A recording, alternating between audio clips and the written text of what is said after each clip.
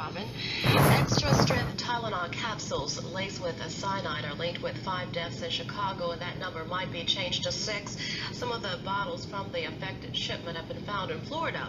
Eckerd Drugstores in Clearwater reports that they pulled them off the shelf within hours of hearing about the potentially deadly pills. But as Chris Abel reports, none have been found in Central Florida.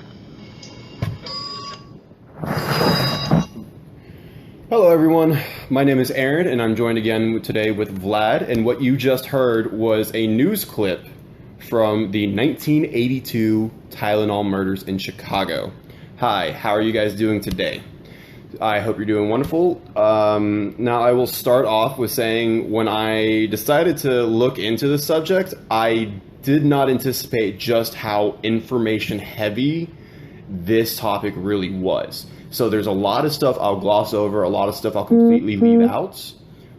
Trust me, I've heard it, but if you really want to look into it more, I highly recommend you do. There's a lot of interesting information out there, especially with some of the suspects.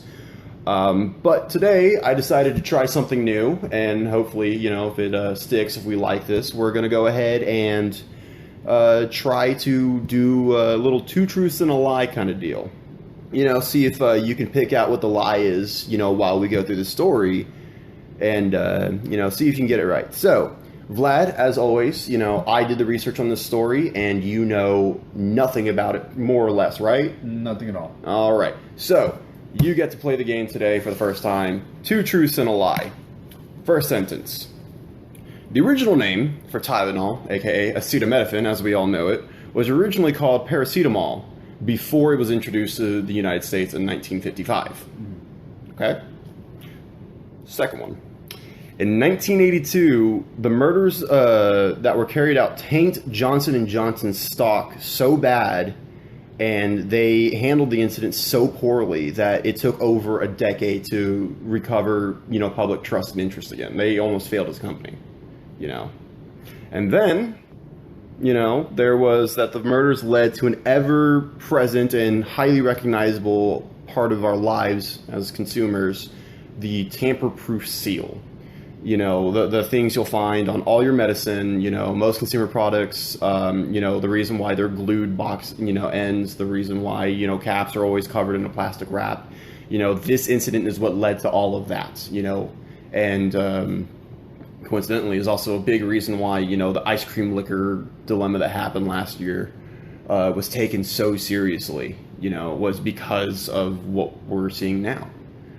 You know, so, of the three statements I just told you, what do you think? I think it's the middle one. You think it's the middle one? Yeah, I don't think it affected the sales of Tylenol too heavy.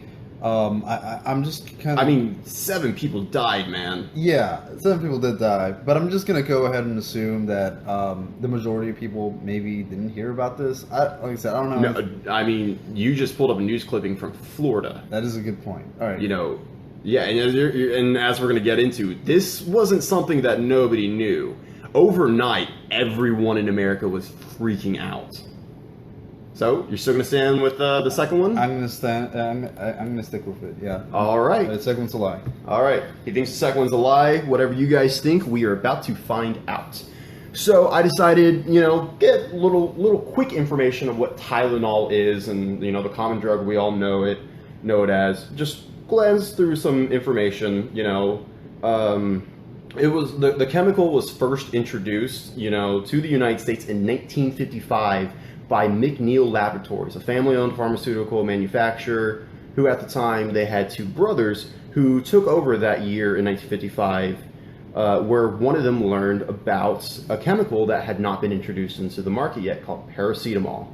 So, you know, they knew immediately, though, that this was going to compete with Bayer aspirin. Aspirin was kind of the original go-to drug for everything that happened, but there was, you know, different complications that could happen from long-term use or an overabuse of it or reliance on it. You know, so they decided that they're going to market this as acetaminophen. That's what they changed the name to, and marketed it for children to reduce fever, so that way that they would not be competing with Bayer. You know, it was packaged in a little red fire truck looking box with a slogan for little hotheads, which is honestly kind of adorable. Yeah. And, you know, that's whenever it was name stamped Tylenol.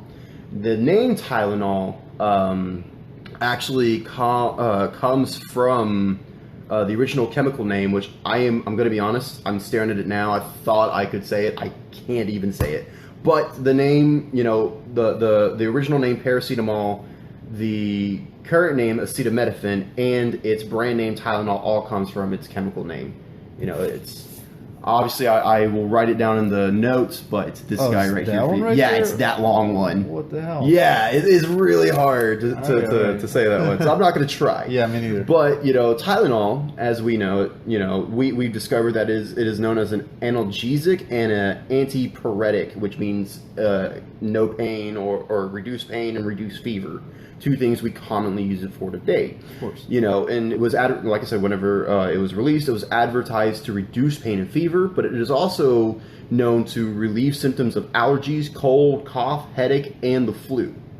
You know, and in 1959, Johnson & Johnson bought McNeil Laboratories, and in 1960 made Tylenol available over the counter. And that's whenever they really, you know, pushed it for everyone. It wasn't just, you know, child medicine for fever and all that. So, you know, they got an amazing product, and over the time, you know, up to the 80s, Tylenol pretty much became, you know, the cure-all drug. You know, obviously it didn't cure cancer or nothing like that, but for every minor ache and pain, fever, whatever, Tylenol was your go-to.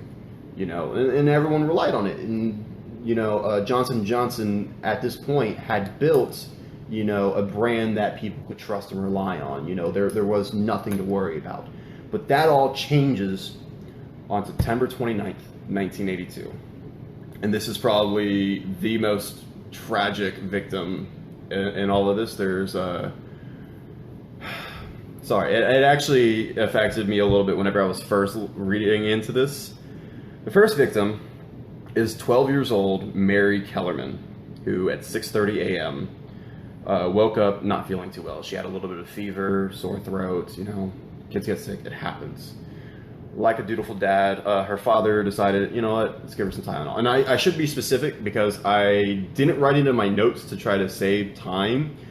All of the pills that are involved in this case were extra strength Tylenol, not just the normal Tylenol, not children's Tylenol, nothing like that. It's extra strength Tylenol. So if I ever just refer to Tylenol in reference to the case, it's extra strength specifically, because I know there's people who are nitpicky about details. I am one of them, so. He went ahead and gave her one of these, you know, extra strength Tylenol pills, you know, and told her, you know, you're going to stay home from school, you know, you're just going to focus on getting better today, you'll go back tomorrow. You know, the father goes back to lay down, and that's whenever he can hear her daughter, you know, go to the bathroom. Okay, no big deal. Then he hears a collapse. Oh.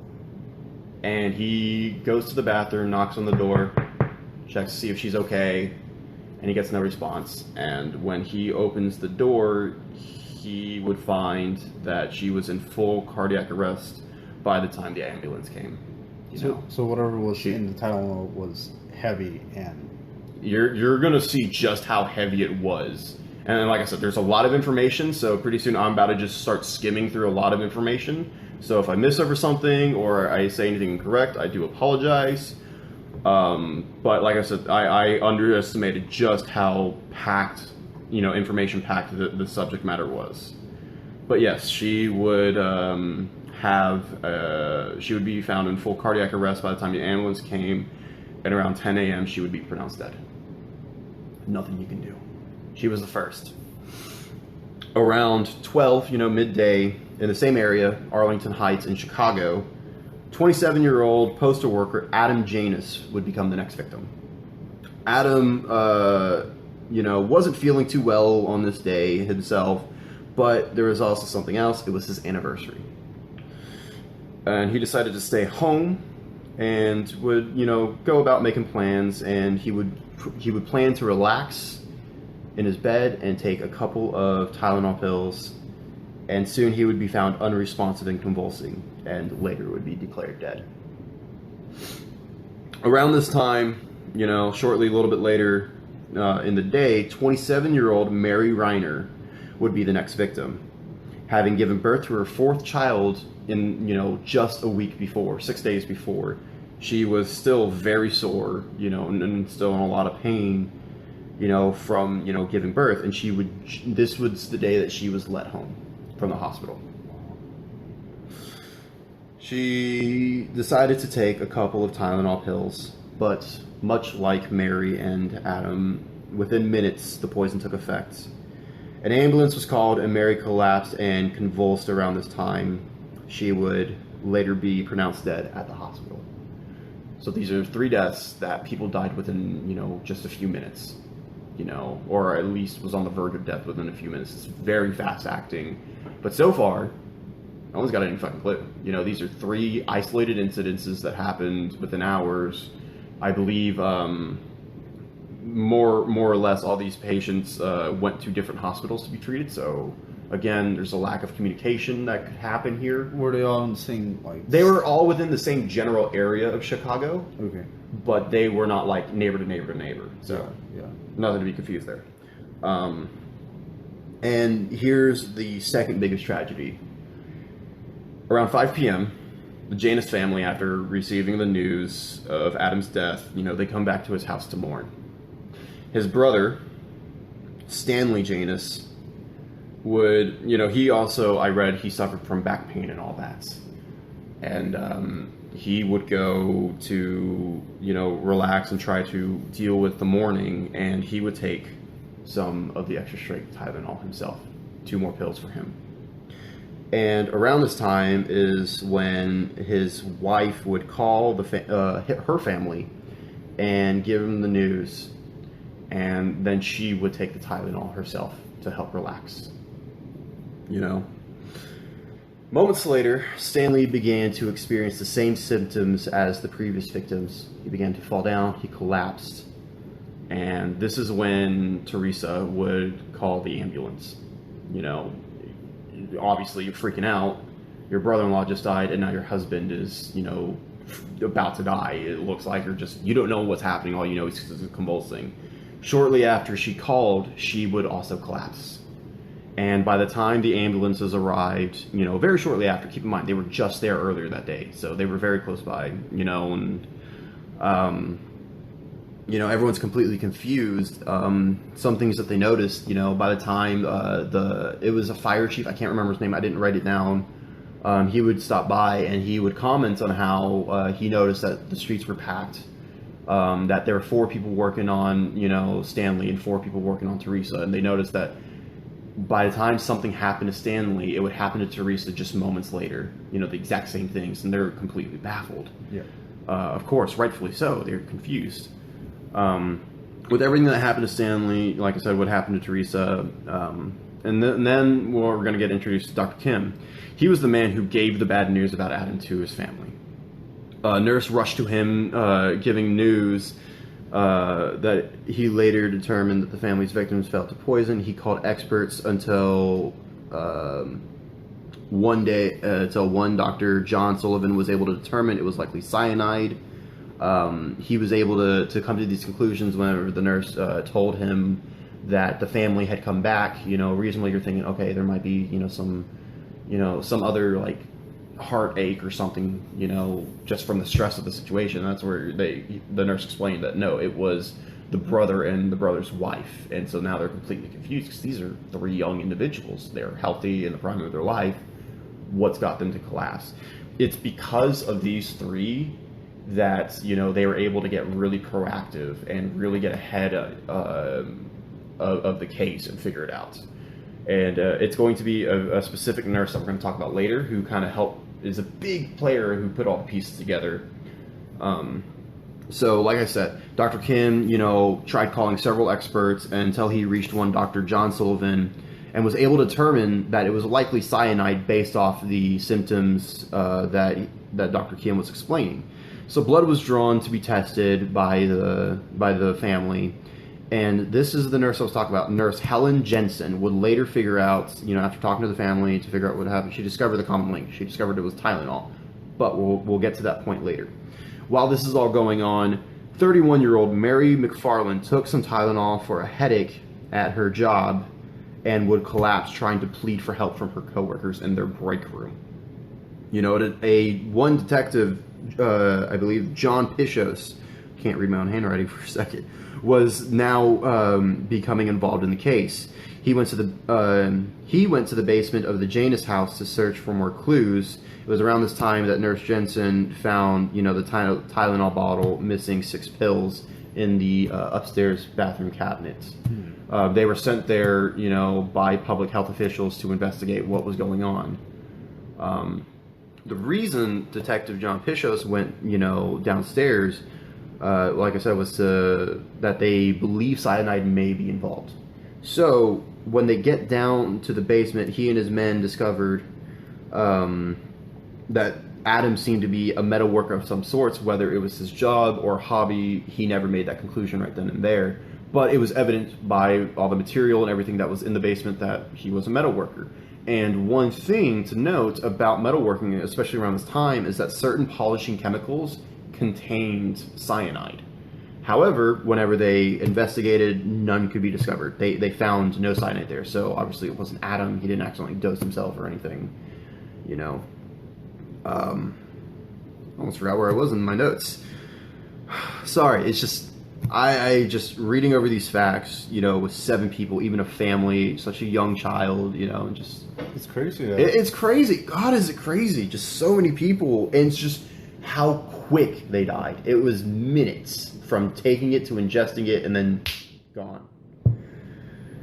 Sorry. So, let me find where I was in my notes. So, this is where they found nothing. So then Detective Pishos returns to the hospital with the Janus bottle, the Tylenol bottle that he received from, you know, the nurse. They didn't really interact, so I didn't really explain how. But from what I can determine, Jensen and Pishos had not interacted at this point. He just got the bottle. She's the one who found it. That's all I know. And so he was able to also receive the Kellerman bottle, the one from 12-year-old Mary Kellerman, where luckily enough her paramedics were wise enough to collect the Tylenol bottle as possible evidence. Yeah. So good on them. You know, great for the forward thinking. It was also around this time that Deputy Medical Examiner Donahue walked back to work. He lived close by, within walking distance, because he had forgotten something at work. When he had arrived, he walked in and was informed something strange was happening, you know. This is whenever he was beginning to get filled in. Around this time, 9:30 p.m., 35-year-old Paula Prince landed from a flight. She was a flight attendant with a very long layover. She went on her way home. She went to the store, grabbed some extra strength Tylenol, and, you know, she arrived home and was beginning to unwind. She was getting ready for her night, trying to relax. She popped, I believe, 1 pill of Tylenol, and she would not be found until much later. It's kind of tragic how close she could have been to surviving, and you'll see what I mean when we get there. All right. Switching back to Nurse Jensen, she would later finally meet up with Pishos and another one of his officers that he was working with, and she explained that she believed that it was the Tylenol. Of course, we know that she was correct. Pishos, however, really kind of dismissed her, and it was really in a time, especially where, you know, it was the men who worked, so, you know, kind of, you know, we're not listening to women speak, you know. It was that mentality. It's sad to say, you know, especially with the fact that she was right. Yeah. She was right from the get-go. I mean, she also worked in the field, so exactly. If anybody would know, it would be her. Well, you'd be surprised. Poison isn't really their forte, and that does come up later on. So, like I said, she would be proven right when Pishos called Donahue, and he was told to examine the bottles. In both bottles, you know, the pills seemed fine at this point. Later on, they won't be, and that'll be a key evident point that proves that this was cyanide later on. At this point, they looked fine. However, in both bottles, it was very apparent of the scent of almonds. Now, cyanide, Jesus, I am stuttering so bad. Sorry. So cyanide can, it gives off an almond scent. However, there is something unique that I discovered. You have to have a specific gene to be able to smell this. Really? Yeah. And between 20 to 40% of the population does not have this gene. They can't smell it whatsoever. So yeah, it was pretty interesting. So obviously Pishos had the gene because he was able to smell it. Donahue was able to determine that that is cyanide. Pishos then checked the lot numbers, the batch numbers, and both of the bottles, the Kellerman and the Janus bottles, were MC2880. That is the lot number that they came from. And at around 1 a.m., September 30th, the blood work returned to Dr. Kim showing massive amounts of cyanide, between 100 and 1,000 times the lethal dose. That is why, a big reason why it was so fast acting was because it was just so much overkill in these little capsules. It was around this time that chief toxicologist Michael Schaefer got the bottles and noticed whenever he poured them out that 10 pills looked different. They were swollen with a gelatinous substance inside, not with the acetaminophen powder that is used by Johnson & Johnson. They determined that the pills were poisoned within 48 hours of ingestion, which means that the killer must have been very close to the time of putting these on the shelves to whenever they were bought. So that means that somebody went in and tampered with the bottles. It's very, very unlikely that this came from Johnson & Johnson with this time window. However, we still can't rule anything out at this point. Yeah. Around 10 a.m. September 30th, a press conference was held to warn the public about Tylenol, even suggesting to take it off the shelves temporarily. A reporter seemed to have gotten a tip early and called Johnson & Johnson directly to ask about Tylenol sales volume, setting off Johnson & Johnson to take control of the situation. Their damage control was actually so impressive that it is still taught in business schools today. Really? So yes, you were actually right. Oh, nice. Yes, you were right. It took less, and I'll talk more about it later, but long story short, it took less than a year for them to recover. Huh. Less than a year. Really? And yeah, like I said. That's very impressive. But, like I said, their damage control was amazing. It's still taught in business schools, but that didn't mean that they didn't suffer because of this. Johnson & Johnson's stock dropped overnight from 37% to 7%. Now, over a course of a few months or even a few years, it's tragic, but it's not shocking. Overnight is a complete catastrophe. No one in America at this point felt safe about taking Tylenol. This became widespread news overnight. I read there were many reports of people. They were destroying or throwing away pills long before a recall was asked. So that'll play into some information later. Bottles and shipments were getting pulled, and many went to emergency rooms. Many people went to emergency rooms afraid that they could be poisoned. This was a nationwide epidemic at this point. Everyone was afraid of the most minor symptoms because 7 people dropped overnight. In one day, they're just gone from taking Tylenol. It was discovered that there were 2 other contaminated bottles. They had lot numbers 1910MD and 1801MA, thus virtually eliminating Johnson & Johnson as the source of the problem. So, it didn't come from their manufacturing facilities. It wasn't a bad batch because these were coming from completely different manufacturing centers. So it obviously wasn't no orchestrated events, on Johnson & Johnson's part. Yeah, so it must have been somebody who was working for a store. Yes, and because, like I explained, the very short shelf life of cyanide in these capsules also made it highly unlikely of an orchestrated event by a group. However, I'll mention it briefly, there was a theory very early on that the crime was perpetrated by a white-collar crime syndicate hell-bent on tanking Johnson & Johnson's stock. So, that was a theory that was floating around, but there's no evidence to support it. Yeah.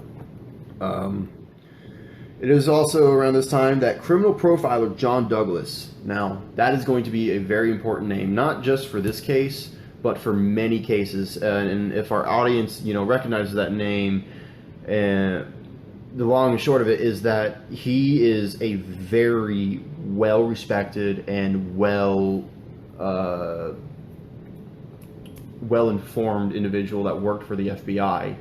Is very I'm forgetting the word. He's a very celebratorized figure in FBI history and all that because of his involvement with just cases like this and others that he's worked on. However, this was very early on in John Douglas's career before he made a name for himself. He determined, after looking at the evidence, that this was a possible act of terrorism, hell-bent on just creating chaos, that the individual probably suffered from a series of failures in his life with probable records of complaints and injustices against them, and he would gravitate to positions of authority but would struggle to keep a job. Most likely, this individual would have a psychiatric record and periods of hopelessness and depression. Likely to suffer an extremely stressful event just around the time of the deaths, and would probably talk openly about the case to anyone who would join. So pretty, what I think, was a well thought out profile of an individual, given what which is not a lot. So far, what do you think? That sounds. That's what I was thinking. It sounds like a person who just wanted to, messing people up. Yeah, but I mean, the case as a whole. Oh, it's all awful. Yeah, none of these people deserve it. It was just, It's amazing how such a little thing, one. You would never think. One guy could have just poisoning all this medicine. But the thing is too, it's also so impersonal. It's not a stabbing. It's not a shooting. It's nothing torture related. Obviously, this guy didn't know who he was going to kill. But at the same time, it looks like it didn't matter. Yeah. It didn't matter who died, just as long as people died. That's all he cared about. Yeah, and it's just that level of depravity just blows my mind. I don't know. Like I said, this was the point where I really just had to walk away for a second for me personally. Like I said, I told you how I researched this. I'll always look up several websites and news articles just to see, just what the general information is, if there's any conflicting evidence or whatever. And then from there, once I got a pretty good idea of how the case goes, I'll write down, the gist of the information so I can bring it across in a timely manner. But this case just it was so much more than I realized.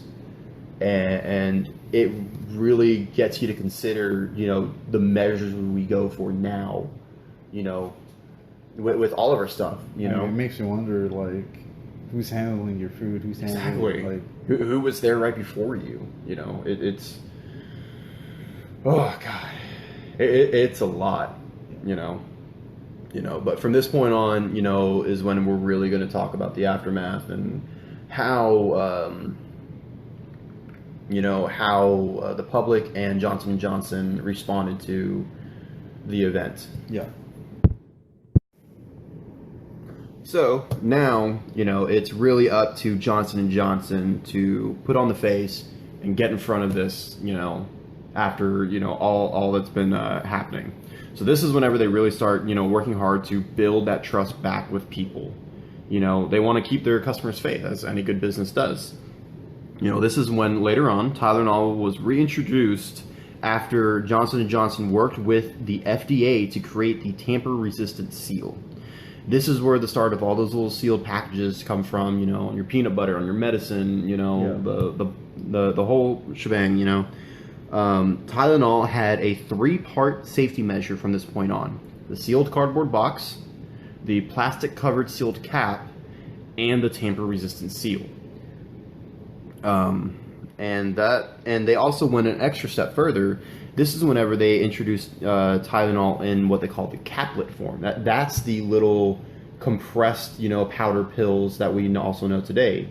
Yeah. It's not a gel cap. It's not a liquid gel that you'll find in some things. It's just a compressed powder pill. So that way that the capsules that they were providing all the medicine in cannot be opened up and changed out and all that. So, you know, you get what you get.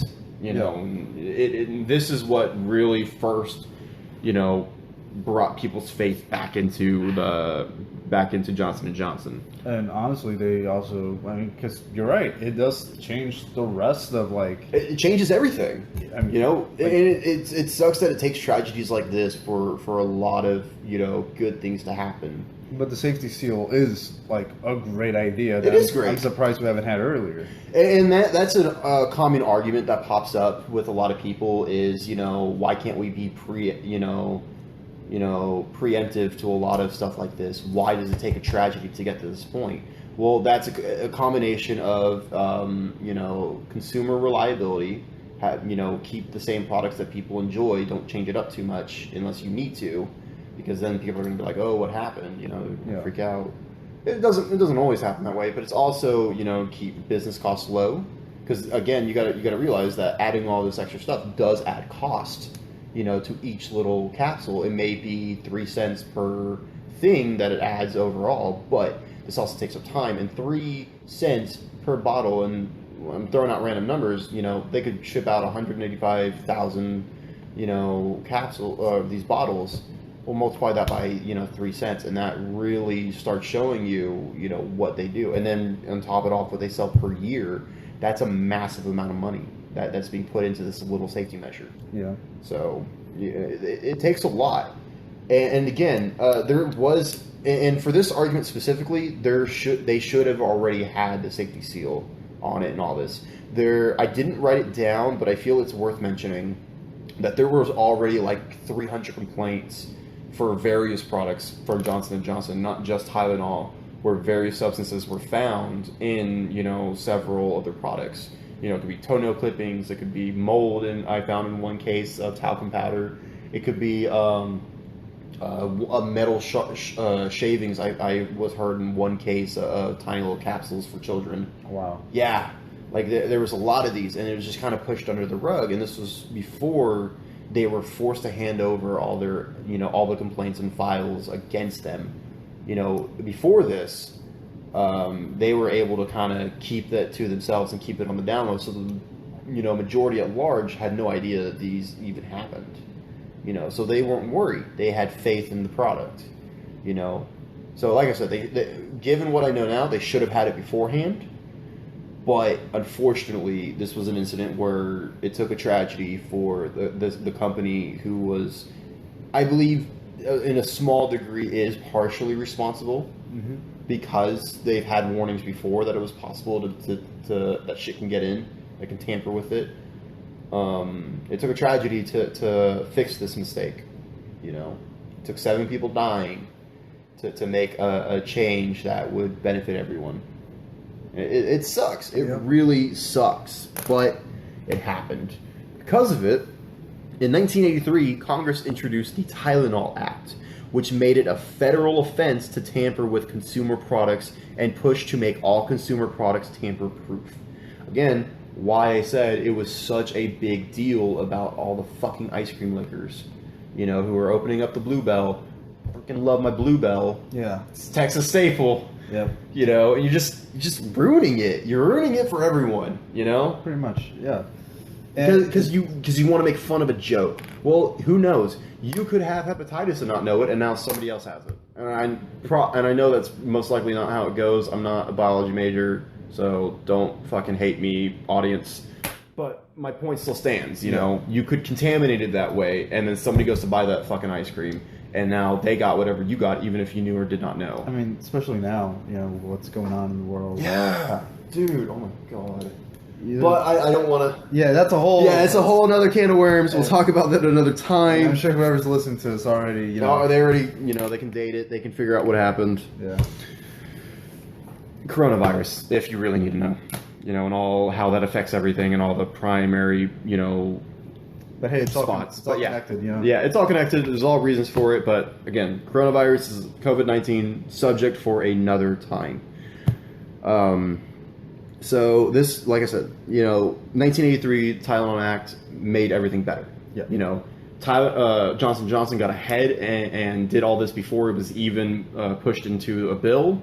So they worked very hard to regain the public's faith in on that. They reintroduced it and said, here, we've gone the extra mile to make this safe for you. Please, have faith in the product, and it worked. Like I said, it really worked. And a friend of mine, his name is Darius, he is trying to become a business major, and this was something he recently talked to me about. And it's part of the reason why I gained interest in doing this episode on the Tylenol murders, So, fast forward to 2009. The case is reopened, okay? Oh. The FBI, and we're going to kind of jump back and forth between, dates and timelines when we go into suspects and all that. Yeah. But in 2009, the case was reopened. The FBI had a DNA fragment they believed belonged to the killer. They then compared it to suspects, and the first suspects, in my honest opinion, is really outlandish. The evidence is very thin and honestly doesn't really hold up, in my opinion. It's all circumstantial and just like connecting dots that, aren't even there, But the first suspect is the infamous Unabomber, Theodore Ted Kaczynski. Wait, the Unabomber? The Unabomber. Huh. And that may be something we touch on in the future. However, I have a personal reason I may not want to.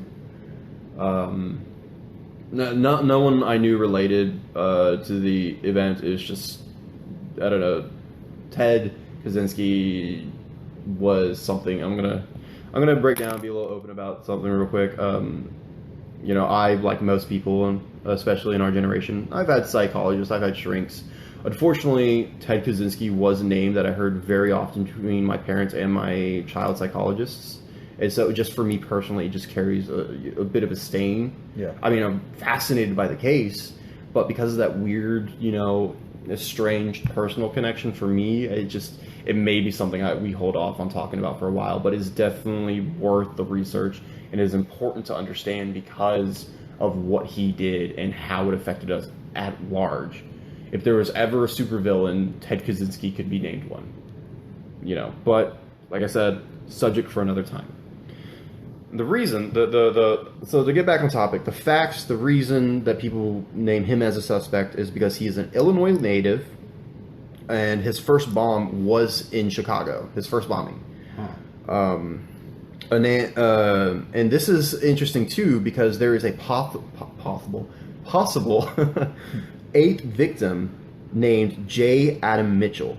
He died in the same fashion as the victims in Chicago, in his home in Sheridan, Wyoming, 2 months before the events happened in Chicago.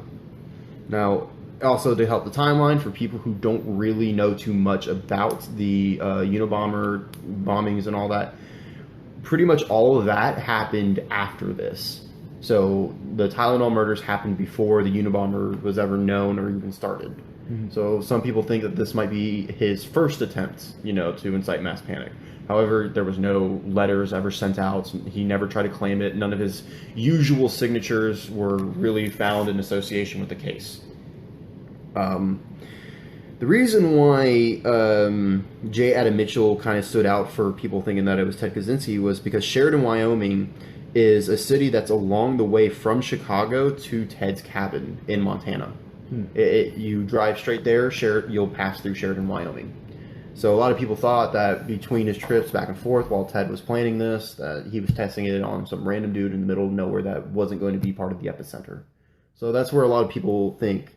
I didn't really dig into, the related incidences and the differences between his case because, like I said, it just didn't feel like Ted just didn't feel like a suspect, involved with this. I don't believe he's part of this. Yeah. It's a little too elaborate to think that, one guy... But who knows? No, Theodore Kaczynski proved that one guy can do so much damage. So, again, another reason why people believe, because most people believe that this was the work of one man. They don't believe it was a network of criminals like they did at the very beginning. Yeah. So, that it's kind of easy to point the finger at Ted. Yeah. But when you really look at it, when you really look at the details, I don't believe it was him. It could be just reaching. Yeah, it is. I truly believe it's just reaching. However, a little more information. Another connection that people have with Ted in the case is that he has some weird fascination with wood. The name wood, forests, he was big about being outdoors. He was big about nature, over technology and industrial advancement. And the reason why people point this out was because 2 of Johnson & Johnson's founders had the middle name Wood. So, yeah. Like I said, it was interesting. Ted did agree to work with the FBI on this case and agreed to give up his DNA voluntarily under one condition, that they would not auction off his items that were from the cabin. He did not get that. They auctioned off his stuff, and he no longer was going to be compliant, but because of the warrant, he was forced to give it against his will. It didn't match up, Yeah. Who would have thought?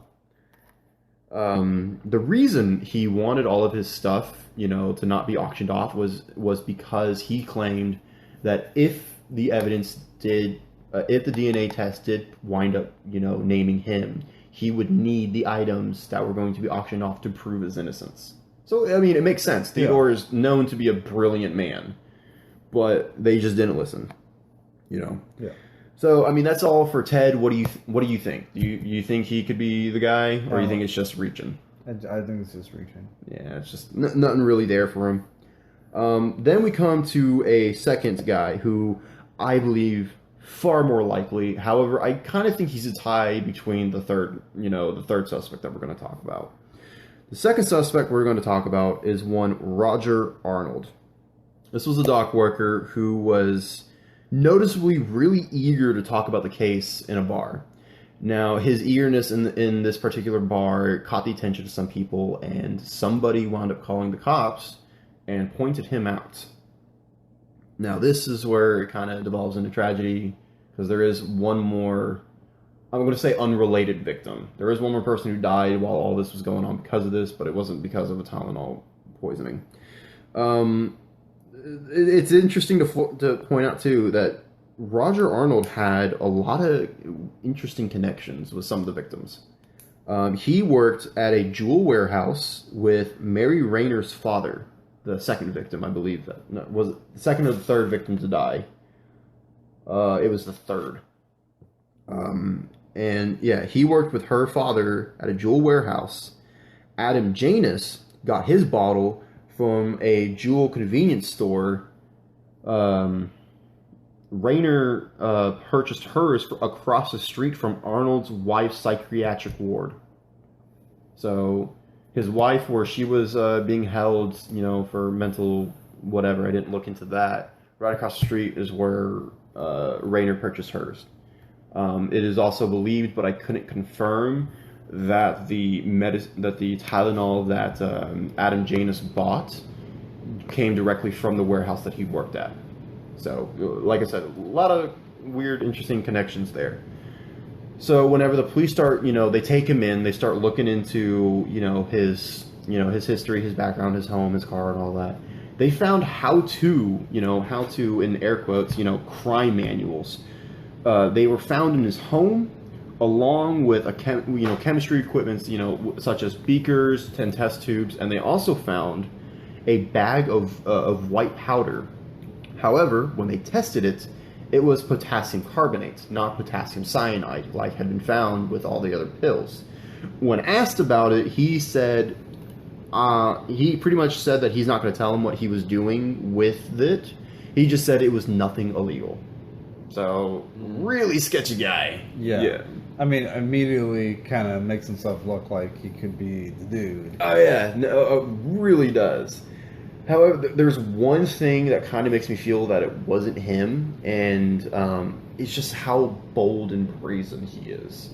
This dude's got a lot of problems. A lot of evidence seemed to be stacking against him. He's denying everything.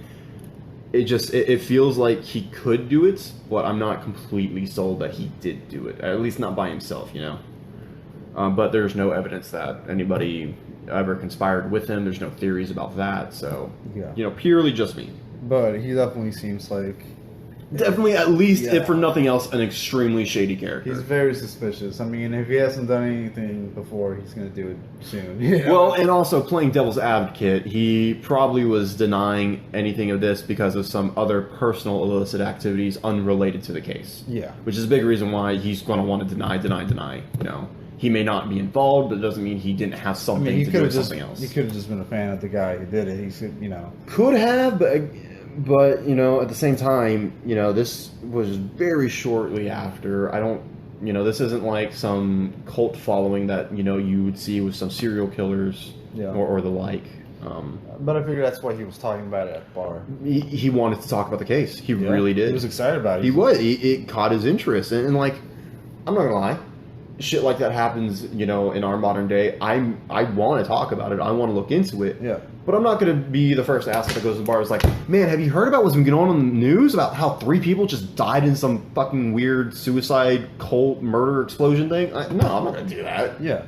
You know, I'm going to find my friends who I know are, you know, in a similar kind of realm, you know, and I'll talk to it with them, give it some time. Maybe if it becomes more of a public discussion, I'll be more open about it. But I'm not going to be just some asshole at the bar trying to talk about, you know, something when, you know, one of the fucking things that Douglas talked about was that the dude would be eager to talk about the incident.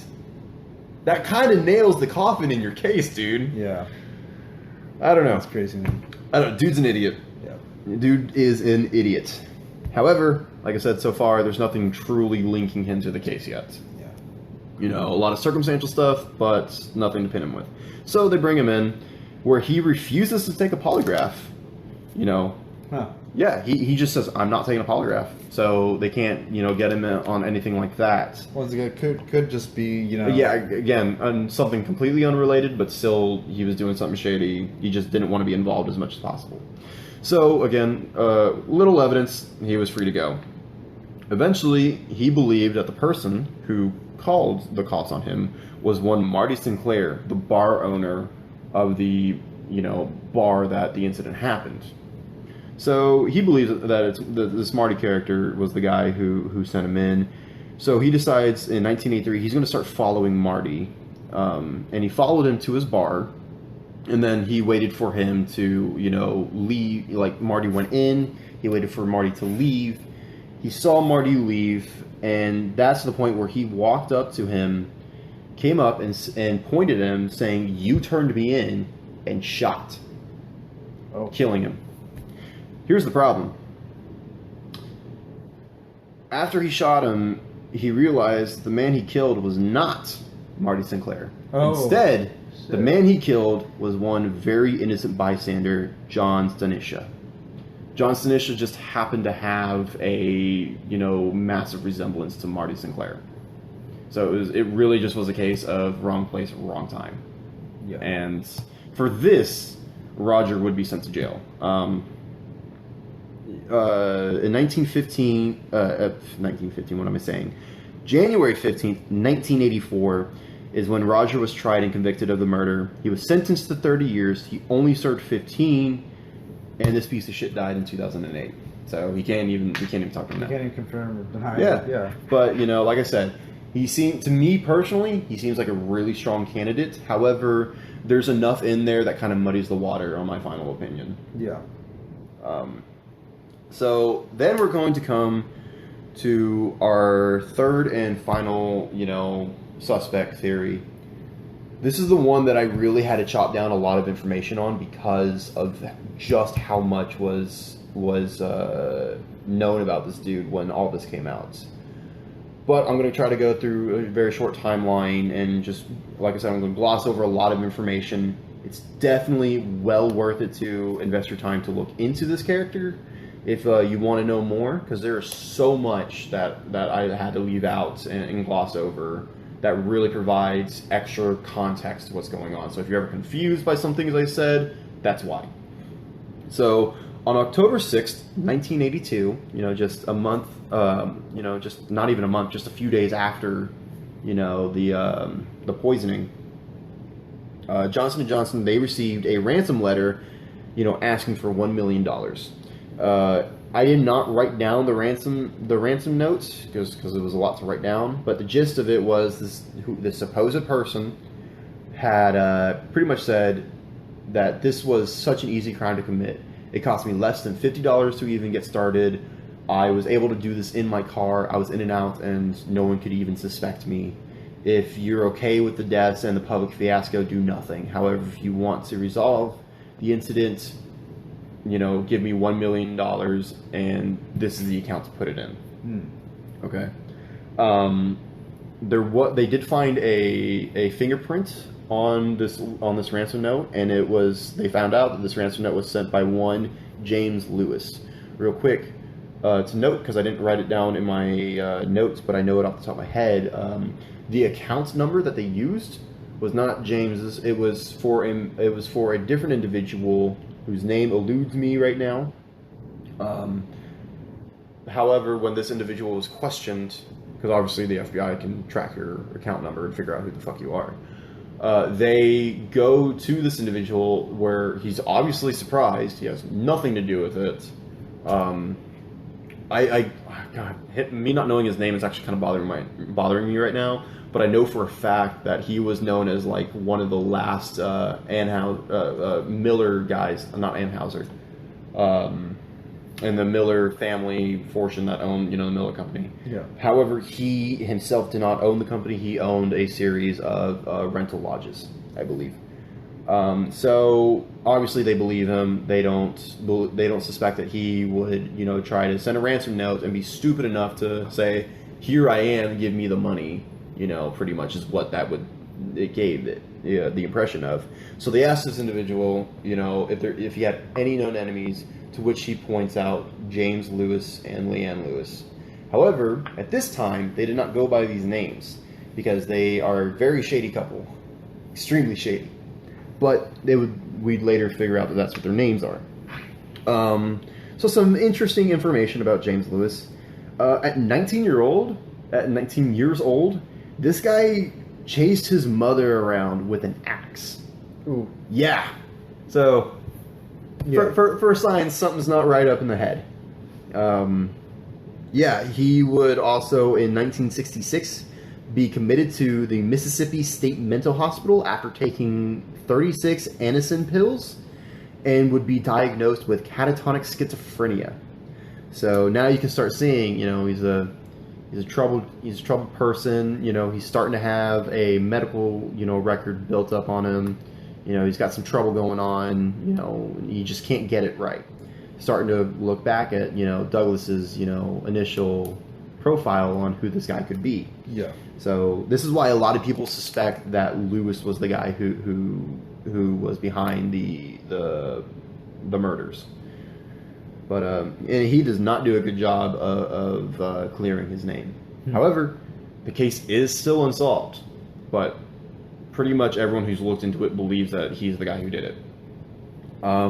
More information. When it came to going to the Mississippi State Hospital, he claimed that he faked everything because he just simply wanted to avoid the Vietnam draft. So in 1978, he was arrested for the murder of his neighbor Raymond West. Raymond West would be found butchered in pieces. I don't think they found it in his home necessarily, but it was found on the property, I think. I can't remember off the top of my head because it's that information that I omitted. That is a whole nother can of worms to go down, but he was convicted of Raymond West's death. So another reason why people think that it was James Lewis was because if you're capable of killing somebody previously to this, it's very easy to think that you could carry this out, the Tylenol murders. So, again, another nail in his coffin. James was investigated by the FBI for the ransom note because, like I said, they found his fingerprint, and the dude's account number, the dude who owned the account number, pretty much singled him out. Around this time, too, once James started being associated with the case, he would send a letter to Ronald Reagan, the then President of the United States, stating if tax policies weren't reformed, that the president would be next. Fucking idiot. He literally threatened the president of the United States while this is going on.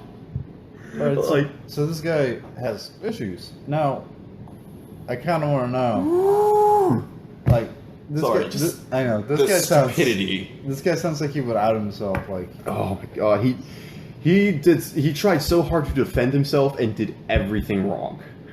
That's what and this. somehow this case is still open. Yeah, it's still open because of God, I'm trying to remember exactly what happened. Because like I said, there's a lot that happened that led to him being acquitted. Long story short, it was the mishandling of information and evidence, which is why he wasn't, tried and sentenced for this. So, very well. I mean, and he is still alive. So he very well, could admit to it one day. He could own up to it. We could find evidence that he owned up to it. But because of the mishandle of the evidence in his trial, they didn't arrest him. So that's why he's still free. That, and also some of the evidence was kind of lacking.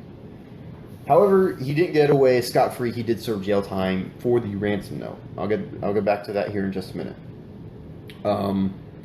So, like I said, he sent the letter to the president. After this, James then went to the media trying to clear his name and get his story out, as he so put it. He felt like no one was listening to him, and that was the only way to get people to hear him. And for other stories that I already kind of partially know a bit out that we're going to discuss in the future, that is a very common trait that that the people who actually perpetrated the crimes actually did was that they made themselves public. They pretty much put a target on their back, thinking that they can pull the impossible and change public opinion. Some people were kind of successful, some people were not. And like I said, when we get to those cases, we'll talk about them, but yeah, it's just interesting that I saw him do that whenever I recognize this in other people. He sent a letter to the Department of Justice, and in it he claims how he and his wife were assumed victims before facts could be seen, thus corrupting their public image from the get-go. He said one fact being that they moved a month prior to the incident out of Chicago. They weren't even in the Chicago area when this happened. And that is true, They were in Kansas City, I believe. I think, yeah. Though it is theorized by many people that a simple train or plane trip could have been more than possible to give him enough time to perpetrate the crime and come back. 25 days before the incident, and like September, I'm trying to do some quick math, like September 4th or something like that, he and his wife did take a train trip to Chicago and back from, at this time, they were in New York. So there was that little train trip. So that's where the train and plane idea theory comes from. So like I said, it's possible to commit a timely manner in this way. When he was picked up by the police, which, funny thing, the way that they caught him, he went to go rent books from a public library annex, and that's whenever the librarian called 911 and said, yeah, I just let this dude check out books whose face matches everything I've seen on the news and the wanted posters and all of that. Here he is. He's over here. Yeah, it's kind of funny. The librarian just pointed him out. And that's whenever he was picked up and, was, talking to the police and all that, where he gave a very interesting report. This is where he pretty much said, if I did it, this is how I would do it.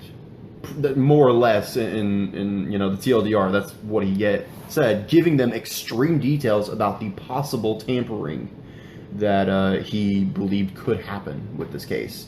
He very often, and while he was in jail too, very often tried to play the cooperating citizen who was just trying to help. That he's a guy with information, he's not the guy who did it. He tried to play that angle the whole time, and to this day, he still tries to. To this day, he doesn't really talk about it anymore, but I'll get into that. Like I said, he would be sentenced to jail for extortion because of the ransom notes. He was sent to jail for 20 years, and he only served 13. He was released in 1995 It's my birth year. Later, he would go on to publish a book called Poison, The Doctor's Dilemma. Why? I don't know.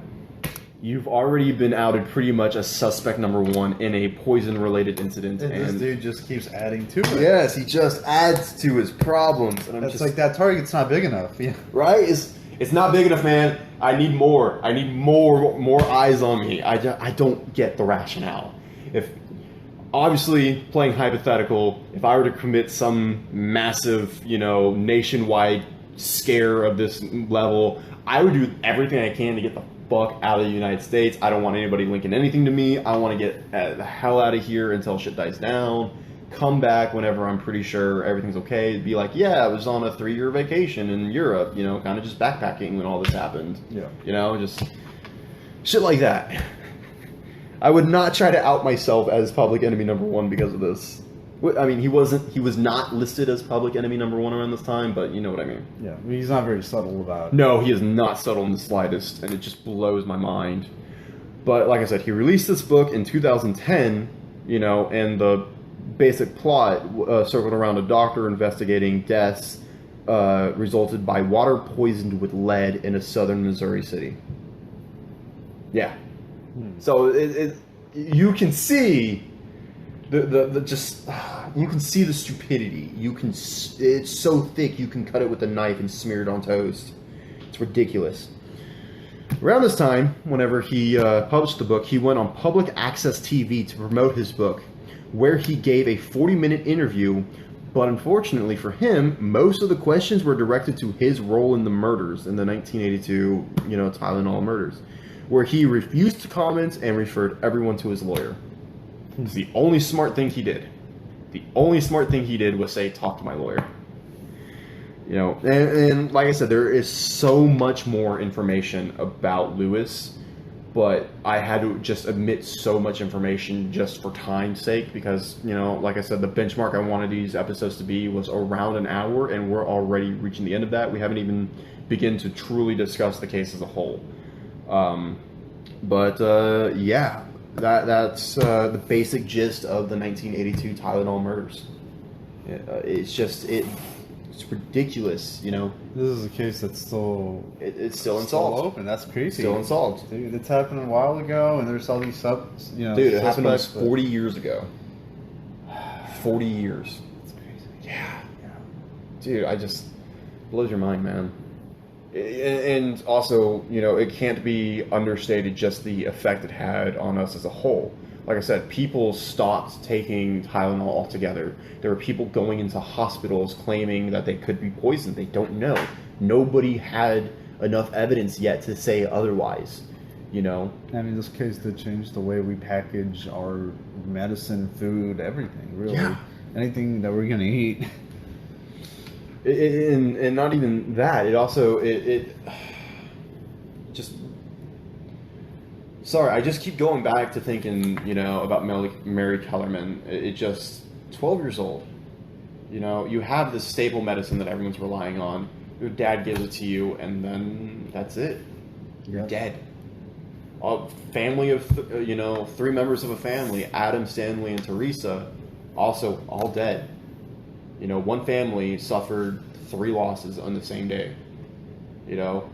And then Paula Prince, I know I didn't mention it. She wasn't found until after the news reports were sent out about taking all the medicine off the shelves and all that.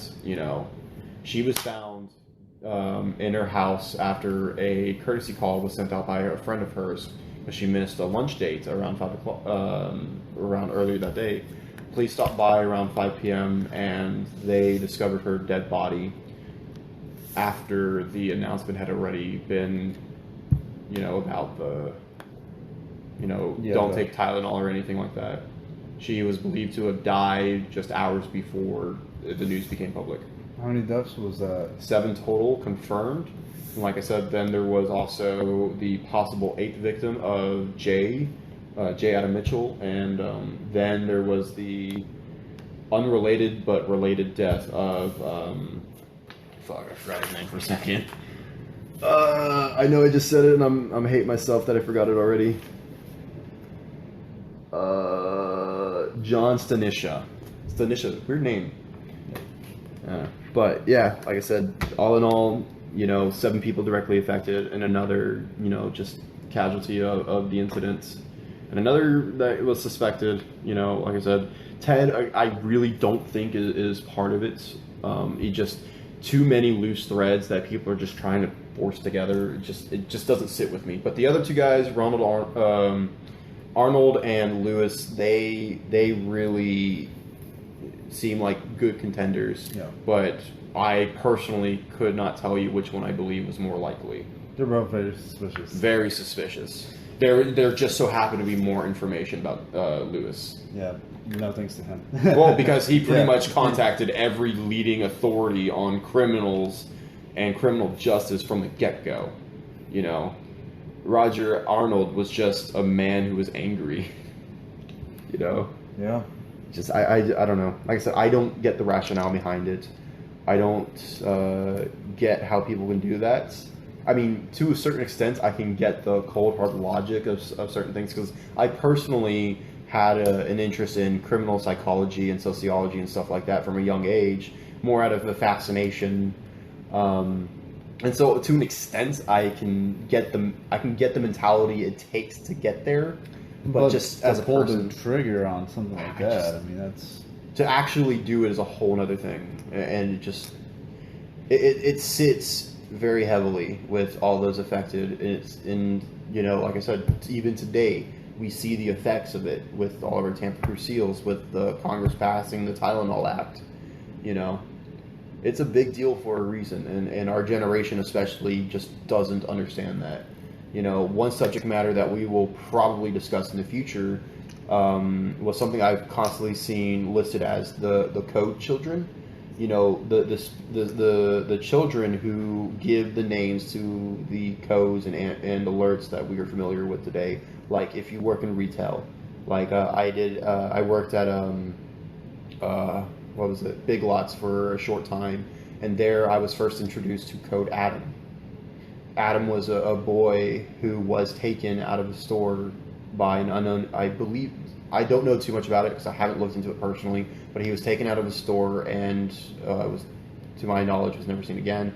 I haven't really looked into the information. I could be completely wrong, but Adam is the reason why we have Code Adam with retail workers. If there's a child missing or a child who can't find their parents, that's Code Adam. To help the family in the store, hopefully still in the store, be able to locate their child and make sure avoid a disaster. Yeah. And then Amber Alert. Amber was a young girl who was I believe she was taken by her father, and later she would be found dead, and she would give rise to the Amber Alerts that we use today, which would also tangentially be related to our Silver Alerts, which is for our elderly people. Obviously there's not a name tied to that one, but yeah. It's stuff worth looking into, because you really get to understand why these things are in place, and you get a newfound appreciation for why they are so important. And it can never be stated enough, just the effect that all these tragedies have on us. They're not just moments in our life, they profoundly change us forever. Yeah, and a lot of these events, they stack up on top of each other, and they are tragedies, but ultimately we're safer because somebody decided, hey, we have to stop this from happening again. We don't want this to happen again. Exactly. But then again, we lead to that argument of preemptive measures. Yeah. Why couldn't we do this before it happened? Which absolutely we should be doing that, but a lot of people are afraid, and that's the biggest problem we're facing right now, is that we do want to take preemptive. A lot of people do. We're trying to look ahead to the future, but well, here's the thing: is that we're always trying to look ahead, but we're always trying to look ahead as individuals. These aren't companies that are trying to look ahead. These aren't government bodies trying to look ahead. Yeah. Unfortunately, it's become to a point where 9 times out of 10, it takes a tragedy to make change happen. Yeah, and it really sucks. But at the same time, being cold and logical here, it really takes a tragedy of that measure to really be effective, I think. I wish that wasn't the case, but it seems to be that that's the only way that people are going to ever get the message across is, you know, you got to suffer. You got to hurt. I mean, how else do kids, you know, obviously you want to protect your kids from anything that could hurt them, but true to form, how do kids learn without experiencing, like, stove is hot, don't touch the stove. They touch it, of course, they're going to learn from that a lot better than their mom just saying, hey, the stove is hot. Yeah. You know, they're going to learn either way, but, you know, pain is the greatest teacher. You know, that is something I've heard more often than not. It sucks. Yeah. You know, it really does.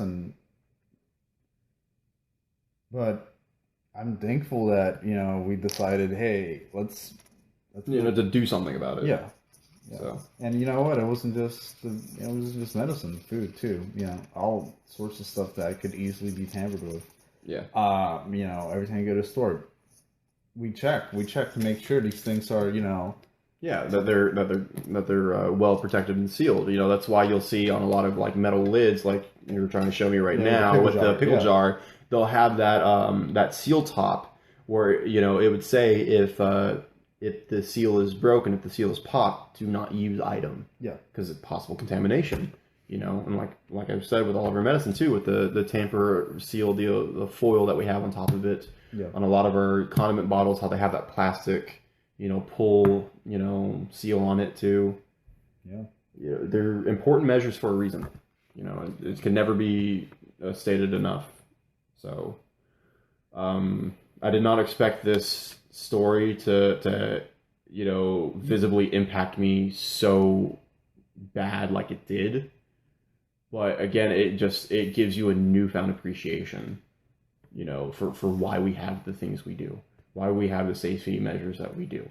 You know, they're in place for a reason, and you know, it's important to learn your history, because without it, you know, I would have never learned why. I would have just, you know, carried on accepting that it's whatever. Yeah. And I could have probably bought a product down the road that I probably, like I had done in the past, that probably shouldn't have bought, you know, because it was broken into, you know. Yeah. So again, really shouldn't have, but I did.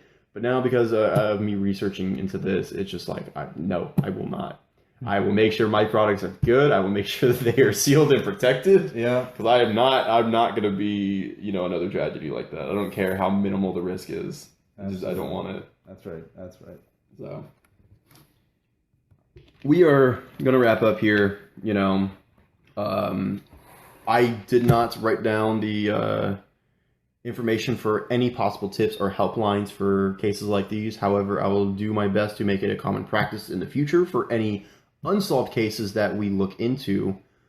However, when we get the website up and we upload these podcast episodes onto there, I will definitely add that information at a later time. So if you got the lie correct, good on you. You know, you figured it out. You know, if you're as smart as Vlad here, who kind of picks it out from the beginning, I really did try to you know, steer you away. I really wanted to see if you would second guess yourself, but you held firm. Yeah. So I'm gonna work better on my lies. You know, no, that was a good one though. But it was. Yeah. I thought a decade would seem. It seemed extreme, but seemed believable. Yeah, I just sort of figured Tylenol was one of those things that people really needed in their life, and it was probably like. I mean, yeah, but like I said, it was. Oh no, you're right. Absolutely, you know, people die, and it's going to affect cells on anything. But yeah, but that's, you know, it's surprising that they did such a good job at just. Yeah, like I said, the way their damage control was just so impressive. Like I said, it's taught in business schools, you know, about how to handle certain events. Which, real quick. It blows my mind that Johnson & Johnson can get ahead on such a tragedy like this so well, but then we look at similar instances now, like recently we heard about asbestos being found in talcum powder products, and had been found in talcum powder products for years and did nothing, and it actually really affected them once that became public knowledge, and they did not do a good job this time about getting ahead of the curve and stopping that. Yeah. You know, it's just, you got to be careful with the products you send out. You cannot knowingly have products that are faulty from the get-go. and deliver it to the masses. It's not right, it's not ethical, and it's not fair to your customers who rely on you. And it can absolutely destroy your business. Yeah, it makes me not want to buy the products, but like you said, it's become such a staple product at this point. Many people rely on it still. Am I going to stop taking Tylenol? No. Yeah. Am I going to have a newfound appreciation for Johnson & Johnson? No, I'm not. with how they're treating things now, I'm not. However, I do appreciate the efforts that they did. I do appreciate the lengths that they went to because of this tragedy. Yeah. I'm going to have, that moment of reflection every time now, about the people who died. It's a little acknowledgement for them. Because, like I said, it is shockingly tragic, and just out of nowhere. But, yeah, I mean, that's the Tylenol murders in Chicago. Any other closing remarks? No, but it is. I'm glad I know the story now. Yeah. I'm glad I know why things are the way they are, and that's honestly really, really scary. Yeah, I mean, hell, like I said, I could not understate it enough. I cut out so much, and still the notes on this was double what we had for the Hopkinsville Goblins. Yeah. So yeah, it's just so much. But real quick, before I forget, I know this is the third time I said I'm about to sign off. We are working on getting our logo design and website up, which it might be up by the time we have the next episode out. I am not going to make any promises. We both also have our own personal lives. Right now, this is just something we're doing as a hobby.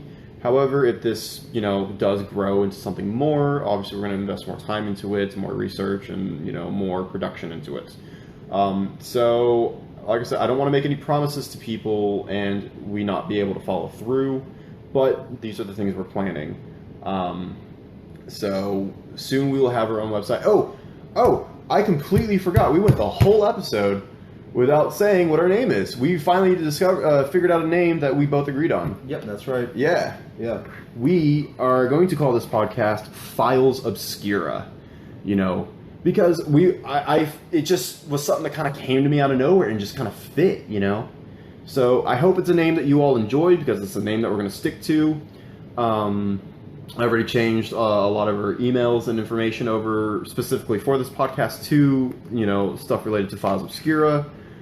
And like I said, we will hopefully have the website up by the time the next episode comes out. Please also, highly doubt it, but if any new information comes out by the time this comes out Tuesday, we are recording on Sunday. Happy Easter, everyone. Belated Easter. I hope you all had a great time. We should have, like I said, we should have the website up and more information there. And there are talks about opening a possible forum section, but undecided right now, where people can discuss things and give more information and brainstorm or just talk about or learn what the public thinks about this that listens to our podcast. So possible, but again, no promises right now. We have a possible next story. However, I'm kind of undecided which one I want to do next. But the three subject matters that I am looking into all are going to be very... I know this time that they're going to be heavily information-based. Yeah. There's a lot of information in a lot of the next stories. I don't want to say which one we're going to do next here and change it.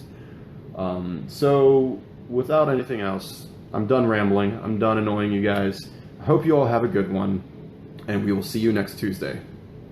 Bye-bye. Adios.